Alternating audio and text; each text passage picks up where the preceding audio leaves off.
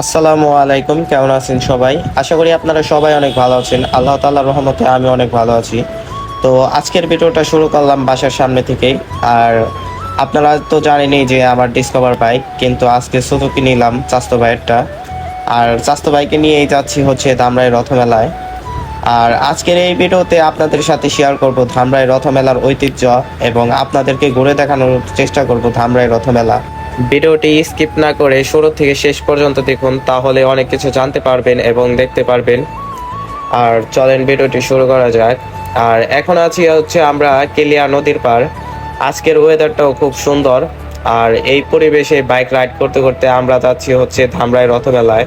আমাদের বাসা থেকে ধামরাই রথমেলা প্রায় 4 কিলোমিটার দূরে। তো আপনারা যারা দূর দূরান্ত থেকে আসতে চান তাহলে কিভাবে আসবেন তা জানতে হলে সাথেই থাকুন। আপনারা যারা ঢাকা থেকে আসবেন তারা ঢাকা গুলিস্তান ধামরাই বাসে চড়ে ঢুলিভিটা স্ট্যান্ডে নামবেন এবং ঢুলিভিটা থেকে একটি রিক্সা নিয়ে সোজা চলে আসবেন হচ্ছে যাত্রাবাড়ি রথমেলায়। আর যারা গাজীপুর থেকে আসবেন তারা সর্বপ্রথম নবীনগর আসবেন। নবীনগর থেকে একটি বাসে চড়ে সোজা ঢুলিভিটা চলে আসবেন। ঢুলিভিটার থেকে সেম একটি রিক্সা নিয়ে যাত্রাবাড়ি রথমেলায় চলে আসবেন। যাই হোক, এখন চলেন আমরা রথমেলায় যাই। আর এখন আছি হচ্ছে রথমেলার সামনে, রথের সামনে। আর এটা হচ্ছে প্রায় 400 বছরের পুরানো রথ। আর ধামরাই উপজেলা পরিষদের সামনে রাখা হয়েছে এই রথটাকে। আর গতকালকেই রথ টান হয়ে গেছে, যার কারণে রথটা এই জায়গায় আছে।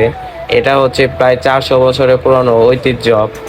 আর এই ধামরাইয়ের বাংলাদেশের সবচেয়ে বড় রথমেলা হয়। তো গাইস, এতক্ষণ তো রথ দেখলেন, তো চলেন আপনাদেরকে রথমেলায় নিয়ে যাই। আর এখন আছি হচ্ছে সীমা হল থেকে বিজয়নগর দিয়ে যাচ্ছি হচ্ছে রথমেলার সামনে।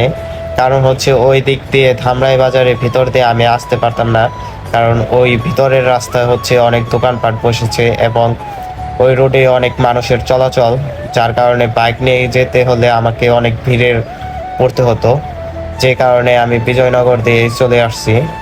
আর এখন সবচেয়ে বড় সমস্যা হচ্ছে বাইক রাখবো কোথায়।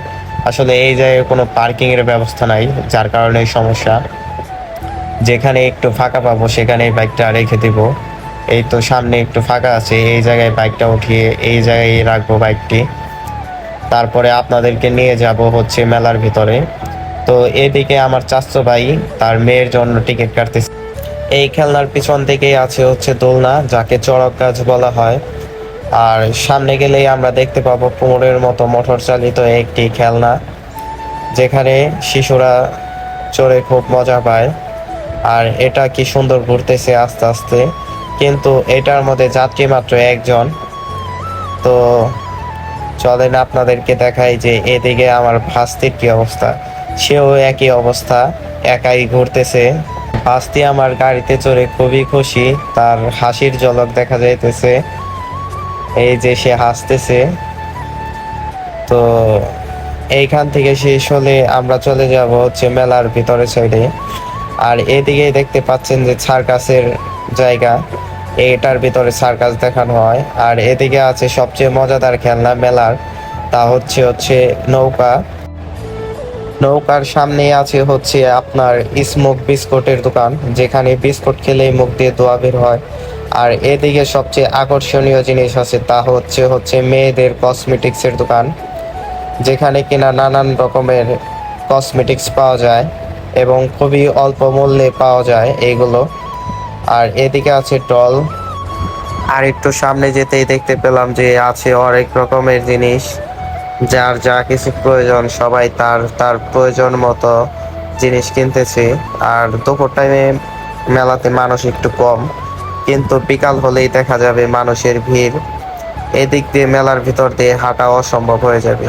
আর এদিকে কসমেটিক্সের দোকানে আছে চুড়ি, আর ডাইন সাইডে আছে ব্যাগের দোকান, যার যা প্রয়োজন তাই কিনতেছে। আর আমি এই দিক দিয়ে বের হওয়ার চেষ্টা করতেছি। তো সামনে দিয়ে যাব হচ্ছে রাস্তার পারে।